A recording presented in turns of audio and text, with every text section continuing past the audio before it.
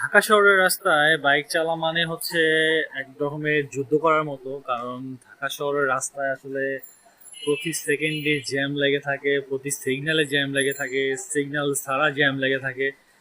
আর বিভিন্ন গাড়ির হচ্ছে ইলিগাল পার্কিং, তারপর হচ্ছে বেপরোয়া ইউটার্ন, মানে যে যেমনে পারে গাড়ি চালায়, নিয়ম শৃঙ্খলা থাকে না। তো এই ঢাকা শহরে বাইক চালা এক ধরনের যুদ্ধ করার মতো অবস্থা। আমার মনে হয় যে যুদ্ধ করাটাই অনেকটা সহজ হয়ে যাবে। মানে বলা যায় যে যুদ্ধটাই সহজ হবে এই শহরে, ঢাকা শহরে বাইক চালার থেকে। তবে এই বাইক বাইক নিয়ে হচ্ছে ঢাকা শহরে চলাচলের জন্য সব থেকে বেস্ট একটা অপশন বলা যায়। আর এই কথাটা বলার মেইন কারণটা হচ্ছে আপনি ঢাকা শহরে যে কোনো জায়গায় যদি মুভ করতে চান, তাহলে বাইকের থেকে বেশি ফ্লেক্সিবল বা সহজলভ্যভাবে কোনো জায়গায় যাইতে পারবেন না আর কি, ঠিক আছে?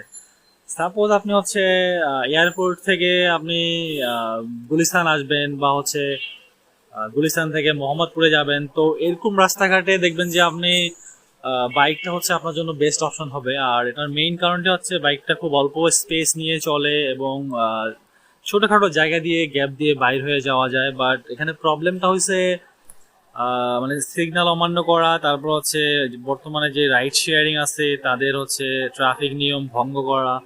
তো এই জিনিসগুলোর কারণে বর্তমানে বাইকটাও হচ্ছে আমাদের ঢাকা শহরে মানুষের একটা প্যারা হয়ে গেছে। অনেক প্রাইভেট কারের কথা বলেন, যদি আপনারা দেখবেন যে তারা বাইকটাকে খুব একটা পছন্দ করে না। তো তারপরেও হচ্ছে আমরা ঢাকা শহরের মানুষের জন্য বাইকটা হচ্ছে বেস্ট অপশন হিসেবে চুজ করি কোনো জায়গায় দ্রুত যাইতে চাইলে। কিন্তু নর্মালি হচ্ছে, যেহেতু বর্তমানে মেট্রো রেল হয়েছে, বাট মেট্রো রেল তো শুধু আপনার হয়তো মিরপুর থেকে উত্তরা বা এইরকম রাস্তা দিয়ে চলে। বাট সব জায়গায় কিন্তু বর্তমানে মেট্রো রেল নাই। তো সেক্ষেত্রে আপনি দ্রুত কোনো জায়গায় যাইতে চাইলে আমার মনে হয় যে বাইকটাই বেস্ট অপশন। আর এই বাংলাদেশে রোড কন্ডিশনে ঢাকা শহরের ট্রাফিক ব্যবস্থা, আসলে এখানে আমাদেরও কিছু মিস্টেক আছে। তো সব মিলায় হচ্ছে এই শহরে বাইক নিয়ে চলাচল করা এক ধরনের যুদ্ধ করার মতো আমার মানে আমি মনে করি আর কি, ঠিক আছে এই জিনিসটা।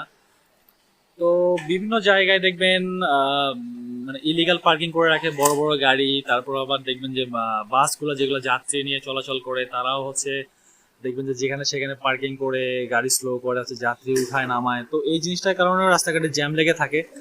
আবার তারা হচ্ছে, আবার অনেকে আছে যাত্রী ঠিক মতো না উঠলে যায় না।